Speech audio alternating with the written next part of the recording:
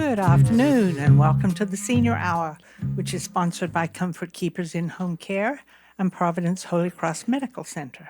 I'm Barbara Cochran with my co-host, Dr. Thomas Polucki. on your hometown station, 98.1 FM, AM 1220 KHTS.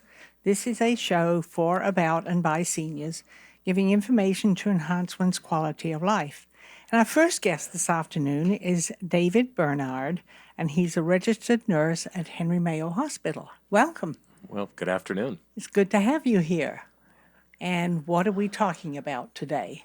Today, I wanted to bring to the attention of the community that we have a longstanding history of supporting diabetes in the community, and yet for the last couple of years, with a lot of the situations with COVID, and we've kind of gotten off track on being able to support a lot of those services.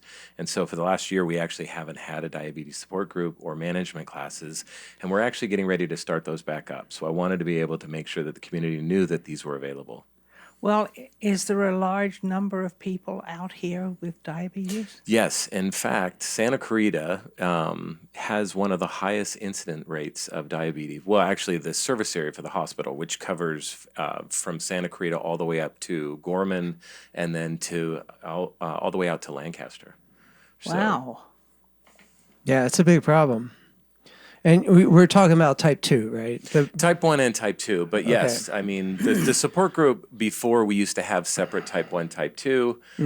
Since we no longer have the staff that actually manage those things full time, we're going to start with bringing them both together, and then ultimately, hopefully down the road, we would be able to break them out between type 1 and type 2. Okay, so one educator to another. Sure. I know it's your job to let people know what this all means and how it can affect them. So what is the current common distinction between type 1 and type 2 diabetes? Well, I mean, they no longer call type 1 juvenile diabetes, right? Because it's an autoimmune disease that can happen at any age. In fact, there's several seniors I know that were recently diagnosed with type 1 diabetes. Right. What's the difference, though? Okay, so Yes. You're gonna take this one? One of the key difference is that with type 1 diabetes, which is, like I said, longstanding known as juvenile diabetes, although that isn't necessarily the case anymore, your body attacks your pancreas, and specifically the beta cells that produce the insulin that you need in order to be able to properly regulate glucose in and outside of the cells. Kind of like, if I may, kind of like your arthritis. So in your autoimmune disease, your immune system attacked your joint surfaces. Oh, okay. And they had to do a lot to get that under control. When an autoimmune malfunction happens in people with type 1 diabetes, it attacks a very specific type of cell in the pancreas. So that's type 1. And now type 2? And type 2 is where your body is no longer effectively using insulin. So it's called insulin resistance, and there's a lot more different treatments that are available to that. There's risk factors that cause people to end up in type 2 diabetes diagnosis, obesity over 45, poor diet, poor exercise, and it's just a range of things that can basically cause people to no longer effectively have good functional insulin use in their body. And so then but in both situations, there's high risks of high blood sugar. And that blood sugar, that it gets unregulated in the body like it would normally be, it starts to affect all sorts of systems, and it leads to very, very devastating risks when not managed properly. But the good news is there's really good ways to manage these things. Oh, okay. Well, my oncologist, after blood tests and what have you, the last time I saw him a few weeks ago, he said I was borderline diabetic. So what does that mean exactly? So this is actually a big issue facing the country. If we look at, the over 300 million people we have in the country, about the latest statistics are about 98 million of them have prediabetes, which means they're pretty much sitting on the doorstep of type 2 diabetes. So all I need to do is open the door and walk in, huh? That if some of the self-management behaviors that if you were to just continue with the process, then yes, that you're likely going to be in that diabetic state. However, there's so many different ways to manage it, and it is reversible when you're in prediabetes. And then a lot of that has to do with the food you eat. That's one component. It's a big component, but there's a great study that actually they did, NIH study, where they took postmenopausal women and they gave one group, the control group, the normal sleep hours. They had them sleep 8 hours, and they took the other group and they sleep deprived them for 3 months. Every single one of the ones that were sleep deprived had the oncoming of prediabetes. They all showed insulin resistance, which is one of the main factors in prediabetes. And so sleep, getting normal sleep at night is a huge impact.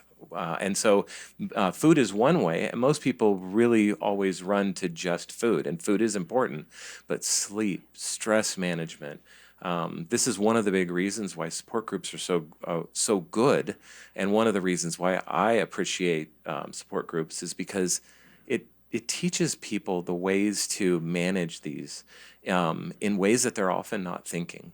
One of the big examples is I know that cancer support groups are great because they really help people not only connect emotionally or going through similar things, but they also teach them practical steps on how to deal with the chemotherapy or what to expect. Yeah, The I went stuff that through you're those. not going to get in a physician's visit that's just not going to be long enough to really go into the details, nor at the time when you're sitting in the doctor's office are you really ready to hear that, because sometimes you're so clouded with just the diagnosis that you really can't think and Yeah. remember all the things that you were told. Well, all I can remember saying is, I'm going to beat it. I'm going to beat it. I don't care what. I'm going to Absolutely. beat it. And I did. I've beaten it twice. Yeah, mindset is huge, and mindfulness is another huge factor. So that's kind of a buzzword these days, mindfulness, and people are kind of like, what is that? Like meditation or prayer? Well, yeah, but it's more about just staying present and staying calm. Every situation is going to benefit from that mindset of, like you said, well, I'm going to beat it. Now, that's great, but it's a little aggressive. It could just be, I'm going to make the best of this. Because beating it sounds kind of like, I'm in this fight for my life and I'm going to win. Essentially, at my age, well, I got it when I was 75, and then I got it this last time when I was 85. Right. And I told my kids, if I get it when I'm in my 90s, I'm going to beat it again. There you go. If I get it again, I'm not going to get it until I'm in my 90s, There which you is go. not too far away. So mindfulness is more of an accepting and being at peace with all the stresses that constantly face all of us. And there are exercises to do with that. There are, a lot of people feel uncomfortable even with the word meditation, and some people are even uncomfortable with the word prayer. But that kind of being centered and being, focusing on the good, whatever that good may be, is powerful medicine. Powerful medicine. I focus on walking. Because I get out every day with these 2 sticks here. I'm off the walker unless I have to go potty real quick inside the house, and then I'll use it. But outside, I walk, and I use the sticks. Yeah, when I walking go is work out. is the most prescribed form of exercise on the planet for good reason. It works. Number one, walking is really good medicine. It's not necessarily going to get you in that on the bathing suit cover, but it's not made for that. But it is really good at reducing the stress Absolutely. hormones, which you were alluding to with the sleep. It improves your sleep, improves your digestion, improves your overall feeling of well-being, which lowers all the things that trigger that spike in insulin. Well, it's interesting because for a while I couldn't move. I was stuck in the house, sitting in the chair, and had to use the walker to get around the house. And eventually, in coming in to see you and having physical therapy, it's helped me to be able to get up and move around. I don't use the walking sticks in the house because there's too many pieces of furniture. If the stick gets caught and I stumble, I'm gone. And so I use them outside. I take them outside and go up and down the street. That's And awesome. It's so nice because people are out walking their animals. They're out in the front yard or, doing things. And people wave, when they're going by in the car. And there's so much good about being outside and just being out there with everyone and the weather and everything. Vitamin D is a big factor too. So David, what can we look forward to now that pretty much, I think the pandemic has been officially over for nearly a year now. Yeah. But Yes. a lot of people are still scared. You know, a lot of people are still hesitant because for a very long while, that was anything anybody ever talked about. And you literally couldn't even see your doctor, even if you needed to. Yep. But that's all different now. It is, so absolutely. Tell me about what you're doing over there at Henry Mayo. So one of the things that happened to me in the last year, and I actually know of several people that after and during COVID, because of just not good self-care on my portion either, is I was diagnosed with diabetes. It's been over about a year since I was originally diagnosed. And as I was finishing my master's, I spent a lot of time before that. My focus was on dealing with training healthcare staff on how to deal with crisis situations like codes when people would have heart attacks or things like that, right? Which goes in line with what I do at the hospital for my main job. And then I was diagnosed with diabetes. And in that process, just seeing the resources that were available and those that weren't, I spent my last year of my master's program really researching and trying to figure out what are the best ways that I can connect with the community. So for me, my philosophy is that I want to be curious to really figure out why people decide to do some of the things that they do instead of being judgmental. Yeah. Try and figure it out. Look, there's a lot of people that work two jobs. There's people that have much different situations than we have, that they need support, and they need to know that there are ways that they can manage the risks of diabetes. And so my goal is once a month to be able to put on this support group, have diabetics come and be able to talk, and even family members that support them to be able to come and talk about strategies. There's a great book, and I'm kind of jumping around here, but there's a great book that really helped me hone in my understanding, because clinically I understand diabetes. I've taken care of patients where I've seen some of the worst cases that you could possibly imagine, and that was very scary for me to see that this actually happened. And I've always worked out, but my diet was particularly not the best diet there was.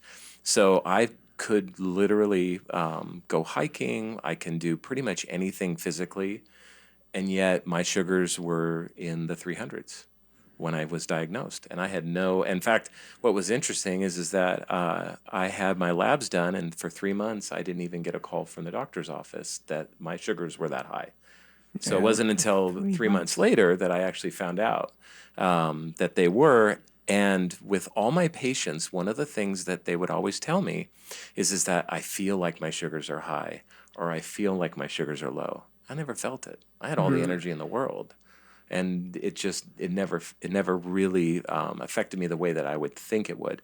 So knowledge was power. I mean, that was the way that I knew I needed to attack it. Like, I was going to fight this, just like you fought cancer. I needed to figure out what are the tools that I can use. And I did a lot of me search during my last year of my master's and looked at what are the tools that work for me. So a continuous glucose monitor. And I figured out diet is different for everybody. Yep. It does not, I can eat, my brother-in-law is also diabetic. He and I, there are similar things that we would have affect our blood sugars, but there's things that will spike him that do not spike me, that lower me. And this is why I'm also hesitant to talk about like, well, these are the specific foods that I eat, Right. because that would give a license to people to automatically start deciding, oh, I can eat that too, when in fact I have the tool that shows me exactly how I respond to certain foods and And whatnot. they may not have that tool. But I will tell you, walking, and this is a roundabout way to get back to this walking, a 10-minute walk, not aggressive, can have an incredible impact Yep. on blood sugar. And then Really? eating more leafy green vegetables. I can say that. That is effective for almost love anyone veggies. that I know. So there's several things out there that people can try. And I want to also hear to all the other experts that have had, more than a year or other experiences they have. So this book that I came across, it's called Bright Spots and Landmine, and it was written by a type 1 diabetic. His name is Adam Brown. He was a part of the diatribe.org website, and he gave his book away for free, but it's an unofficial guide to diabetes. And it talks about managing all of these different components, but it's a book that you can write in notes and logs on how things affect you. Because realistically, self-management is about the individual taking ownership and knowledge on how the things are going to affect them. And he calls bright spots things that help control his blood sugars, and landmines were things that didn't go so well, right? Sure. So what did I do here that I might need to change next time around? So Yeah, it's brilliant. I mean, that is the key of self-care. And the underlying tone of any form of functional medicine is all about taking care of yourself. And more important, you said it brilliantly, it's on an individual basis. There is never any one size fits all. I know that is a big message out there in mainstream medicine, that we're going to follow this protocol for this problem, and everybody gets this approach. And the reality is that falls short, as everybody eventually figures out for themselves that, okay, I understand it's supposed to work. Why isn't it working for me? And I'm here to say right now, it's not your fault. It's not your fault. There are flaws within the one-size-fits-all system that we have accepted unconditionally, and those flaws are coming to the surface. And it usually takes someone like an RN to make any kind of change in that system. I chose to operate outside of the system. I was raised by an RN, so I kind of got the gist of here's what, the convention is, and here's what taking care of people looks like. And I saw the dichotomy there, and I was like, well, I'm going to choose more of the taking care of than this is the way things are. absolutely. Yeah. So congratulations. And I love that you're getting back into it. Where, when, how? So if you go to the henrymayo.com website, there is an option for classes and events. And then under the diabetes management, there is a diabetes support group. You can register online to come either in person or do it via Zoom. So whatever you're comfortable with. Like I said, the goal that I have is to really just talk about the different avenues for managing blood sugar. How do we manage this so we can lower the risks? And the fact of the matter is that self-care starts with taking the first step, which is really understanding what you can do to empower yourself to lower those risks, to enjoy, hopefully a long and healthy life. Yeah, that's the key. That's the key. And it looks a little bit different for everybody. And we have a great resource here. One more time, your contact information. So you can find the support group at henrymayo.com, but if you did want to email me, my last name is Bernard, and then another DD, so BernardDD at henrymayo.com. And I'm available to talk with anyone that has any questions about the support group or just about diabetes in general. And that meets when? So we're going to meet the first Monday of every month. So we're going to start on June 3rd at 5 o'clock. We're going to obviously try and figure out what's going to be the best time. But for the previous support groups, 5 o'clock seemed to be a kind of a sweet spot, and it was typically on Mondays and Tuesdays. So that's where we're going to start again. Beyond that, in July, the first week is the 4th of July. So that we're not going to be meeting. So we meet 1 month, and then we're going to meet consistently after that, except on weeks of holidays. Okay. So, David Bernard, yes. RN, Henry Mayo, Diabetic Support Group, available on Zoom. So go to henrymayo.com and find out. There's no excuse not to do this. You've been listening to the Senior Hour, KHTS FM 98.1, AM 1220, homestownstation.com. Welcome back to the Senior Hour. I'm Barbara Cochran with my co-host, Dr. Thomas Polucki, on your hometown station, 98.1 FM, AM 1220 KHTS.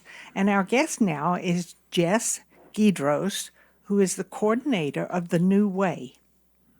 And we're going to talk about a function that's coming up that's called Eat and Drink Local. Yes, it is. Thank you for having me, guys. Appreciate it. So good to be see here with you guys. Like Thank you. I said, I love your beard. It's gorgeous. Hey, like I said, you got to have hair somewhere. Got the shaved head up top. So, no, but I appreciate it, guys. Thank you for having me. Yeah, so I am unaware. What is the New Way? What is it?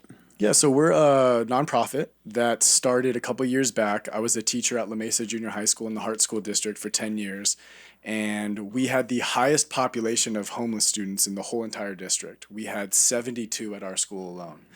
And homeless kids? Homeless students. And this whoa. this was, believe it or not, when you have 1,500 kids, sometimes you don't know these kinds of statistics. So one of my favorite students was homeless, and I heard him say he hadn't eaten in 2 days. Called him over, had a conversation, learned that he was unhoused.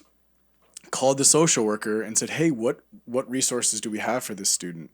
She said, Jess, there's 71 others just like him at our school, and we don't have much. We can give him school supplies. We can give him, assistance here at school, but as far as outside resources, we don't have anything. The next day, I started the nonprofit to do just that.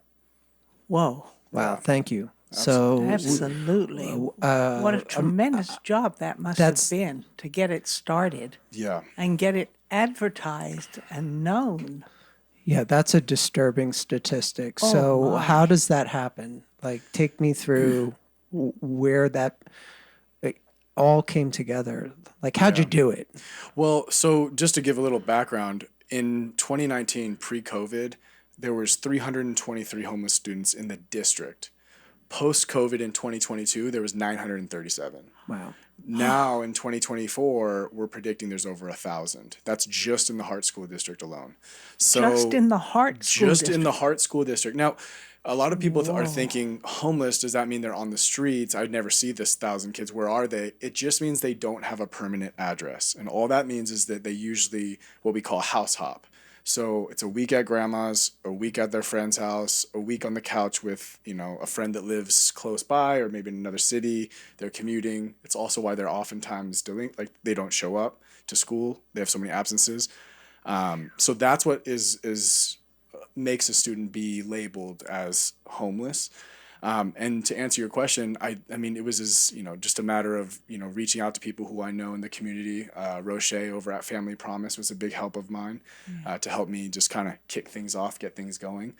But then being born and raised in Santa Clarita, you have connections to people who help and kind of steer you in the right direction. And so just kind of grassrooted, just started hosting events and just trying to, do what we could. Wow. So Yeah. I'm sorry, I'm still overwhelmed by this. I was nowhere near aware of any of this going on at all. Not many people are, I'm sure. No. Yeah. So I want to skim past all the details that are running through my head right now because that's not relevant to what you're doing right now, what's going on right now. It's just amazing and not in a good way that this is actually happening here in Santa Clarita. It's amazing what you're doing in a good way, but it's just not okay that it's required that you had to step up and do this. I feel the same way. So where do you even begin? Like what I get that, it's not maybe that 1,000 kids isn't aren't, living under a bridge somewhere, but still they have no stability in their family structure or life or in the formative years of their lives. So how do you try to make that better? Yeah, well, we have a really good system. So La Mesa, the school I taught at, and most schools now in the district have a social worker, and they're the ones who identify these students.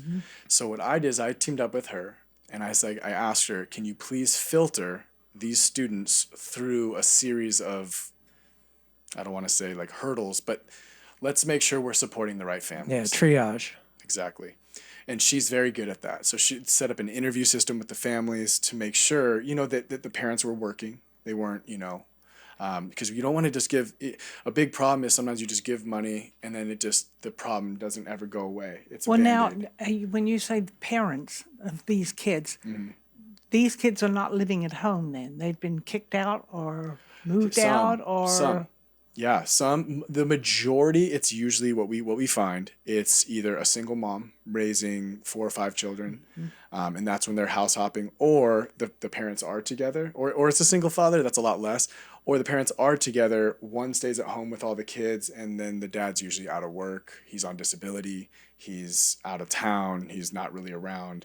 And those are the tough situations because you want to give help, but the problem is you give help, and then if they don't have stability themselves, they're going to end up right back where they were. So, we have that system set up so that we get in front of the right families, and then that's where we use our events. We have donors who are just private, who just they know the work I'm doing. They give support, and then we give the support to the families that we feel would be it would go the furthest with. So how? Okay, let's say you're in an actual homeless situation. Do you have the resources to find housing for these people? We just did, actually, with a family who had just been evicted. And the apartment complex, because I went to the local apartment complexes, gave my business card and said, hey, if you guys have a family who is really struggling and you can tell they're about to be homeless, please reach out. I can't guarantee I can do anything, but I can try. And one of my donors has a huge heart.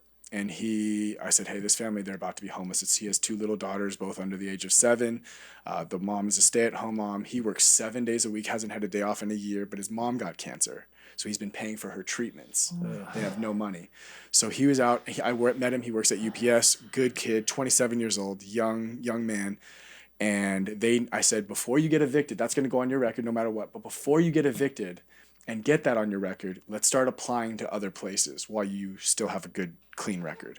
So we got them into a new place, and they needed security deposit, first and last month's rent. So we gave them $6,500, a check that was raised by one of our events last year, plus the rest was covered by this donor. Gave it to them. They just moved in last week. So that was kind of a cool little success story. That gives me shivers. Yeah, it was beautiful. I mean, he was so grateful. He's actually going to be at our event, at our booth, speaking to people about sort of just how we were able to help. Okay, so yeah, we've got some time. I think people, if they need to know about this. So, quick recap. The New Way is a nonprofit Correct. that comes to the aid of homeless students, essentially. And we're talking grade school students that fit the definition of being homeless. Exactly. And there's 1,000 here in Santa Clarita. That's Just in the Heart incredible. District. That are underserved. As far as I know, are you the only group that is serving this population? I mean, what are the resources available? So there's Bridge to Home. Yeah. There's Family Promise that does just incredible work here. We are the only one that I know of that is focused strictly on the students in the Hart School District. Gotcha. So we are, it's very student specific. It's the students before they get, out into the real world. We're trying to just give them that stability, whatever help we can. Because obviously we know, like you said, the formative years, we know how important that time is. Yes, because that affects the kids, causes them to get into robbery, stealing, all kinds of things because they're so needy. Yeah. Exactly. Wow. Because Exactly. that can stop all of that from happening. That's the goal. That's really the goal. Yeah. That's So- incredible. Okay, so let's talk a little bit about the event, Okay. and then we'll loop around again to cover all the bases. So tell me about the event Yeah. that you're holding to raise funds for this, the New Way. Yeah. So it's called Eat Drink Local, and the local kind of comes from it's all local businesses and food services and breweries and wineries, all the breweries and wineries in downtown Newhall right here. They pour there. But essentially, it is a fundraising event. So it's free admission, open to the public. Anyone can come. We have food trucks, live music, beer and wine, a whole kids' kingdom, bounce houses. It's a festival. But whatever we raise at the event, from our beer sales, our wine sales, the donations we take at the table, whatever vendors are paying to be there, things like that, that goes to either the school pantries. So it builds out, we're building out pantries right now. It's a big mission we have because these schools now that the need is so huge, they're actually, like we stocked La Mesa, we donated almost 16 grand last year just to their pantry to fill it with food, clothes, toiletries, like deodorant, like things that these kids usually don't have. And they just invite the families in one at a time, and they literally give them like a shopping cart, and they just walk through and take what they need. They can come once a week, twice a week. And so that's a big push right now, is to get that kind of settled. But to go back to the event, it's just, again, a fun way to bring the community together to raise funds for our local homeless. And it's like I said, it's free admission, so anyone can come and just partake. Okay, so what do they partake in? You mentioned food trucks. You mentioned there will be libations. So besides that, what else is going on there? Yeah, so we have live music, which is always a good time. We've got a nice little stage. A bunch of local acts in the city will be there. There's a farmer's market, swap meet type of a deal. We have about 50, 60 vendors, just, boutiques, clothes, some, again, a lot of local places around here. Any game booths? Game booths. Oh, we have a whole entire, we're calling it Kids Kingdom, where there's wonderful. like bounce houses and face painting. There's all these like obstacle courses and balloon sculptures, the whole nine, for the kids, because we know Santa Clarita is such a, I have two kids. Like, it's just, kids are just, they love They're all the over events. the place, yes. Yeah. So essentially, you come, you shop, you eat, you drink, you dance. We have a DJ. Just have a good time from 2 to 8 at Central Park. Yeah. Nice. And what's the date? June 1st, Saturday. Okay, easy enough. Yeah, June right. June 1st, 2 to 8. Sounds Central like it's a Park. good family event. Yeah, totally. Something for everybody. And it goes to the New Way, which is news to me. Yes. And I'm sure it's news to a lot of people. So once again, run it down for me. Why, how, when, all of it. Tell me about the New Way. Yeah, so if somebody wanted to, let's say they wanted to learn more, they could just go to our website, thenewwayscv.org.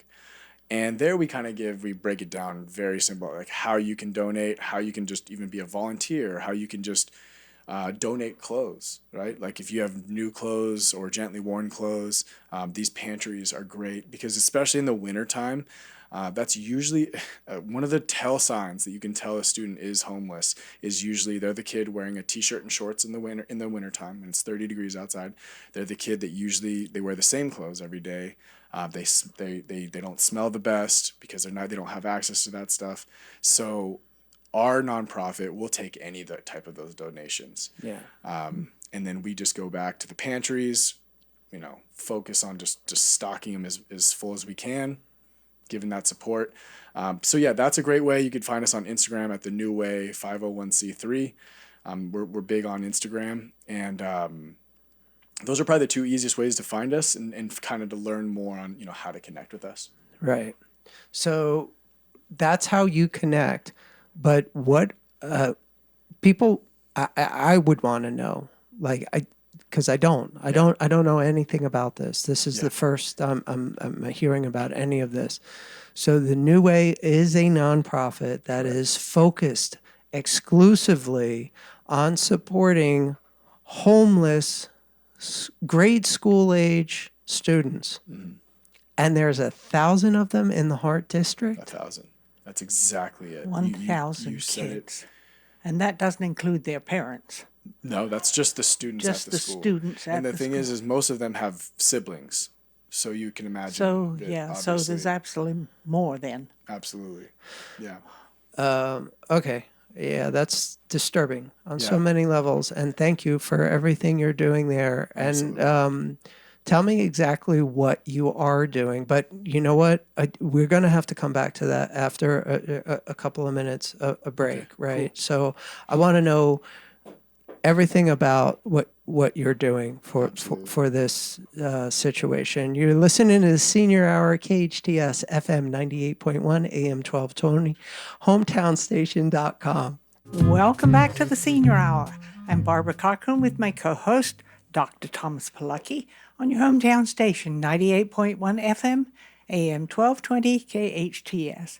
And we're speaking with Jess Gidros, who is the coordinator of The New Way. And Eat and Drink Local is the fundraiser that's coming up. And it's coming up June 1 from 2 to 8 p.m. at Central Park. Yes, it is. Wow. There, it's coming up right around the corner. Oh, yeah. And you have lots and lots of food booths there. Oh man, all the food. We have, I think, 15 food trucks now, and a bunch of food tents. We have every kind of food you could want, from sushi to barbecue to Chinese to everything in between. Oh, sushi sounds good. I love sushi. Can't beat that. Yeah. And it's at Central Park. Yes. Yes. Wow. Yeah. That's going to be quite an event, isn't it? I think so, yeah. And we used to run an event called the Veg Fest. That's where it all started from. And for the last 4 years, it was the Veg Fest. And then now we recently shifted it a little bit and changed. That was our first fundraising event. So some people out there, they might know that event. We've had some pretty good success with that event, but it kind of died out because it was geared towards like a vegan food. Oh, yeah. And not everyone's vegan. it just excluded way too many people. So, yeah. So you cover everybody now. Now we're covered in everybody. Wow. Yep. That's terrific. That's the goal. That's terrific. And you do this once a year or Yeah. more? It's once a year for now. We're doing a second event in the fall. We just haven't decided exactly what it's going to be. But in order to keep, helping these families, one event just doesn't cut it. We have to do at least one more. So Well, are you getting any donations from the county or the city? Or have you applied? No, not that? yet. Not yet. We're still it's only, we're trying to get grant writers and people to come on board to help us, but we're so new that it's we're just now getting to that phase where we can start applying for grants through the city and that. But for right now, it's primarily just our sponsors of the event and then private donors. Private donors, yeah. Yeah. Okay, Jess. So I've got such a short attention span anymore. So tell me what the New Way is. Yeah, so we're a nonprofit that raises money for the homeless students in the Hart School District. And to simplify it, there's three main things that we do. One is we help with housing. If you need the first and last month paid for, we got you. Two is the pantries in the schools. So we help stock the schools' pantries full of food, clothes, and toiletries.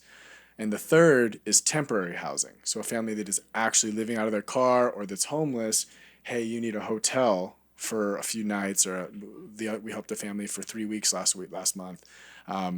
We can help with that while you kind of get yourself settled, apply to other places to live, and kind of do that. So those are like the three wings. You can kind of look at it that way. Do you help with getting jobs for them? So Is that that- would be ideal to get there.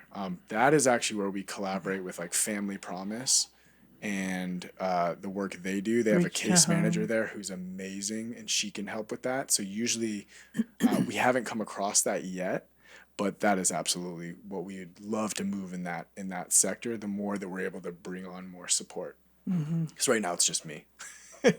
I'm trying, but What a job. Good Yeah. glory. Yeah, so there's a website. yep. Tell me about that, please. Absolutely, yeah. So it's thenewwayscv.org, and that it lays everything out on that website. About your mission and what you're doing and the upcoming events and how people can get involved. And so it's one more time. Yep. The New Way, scv.org. Beautiful. Now, All do right. you have an office?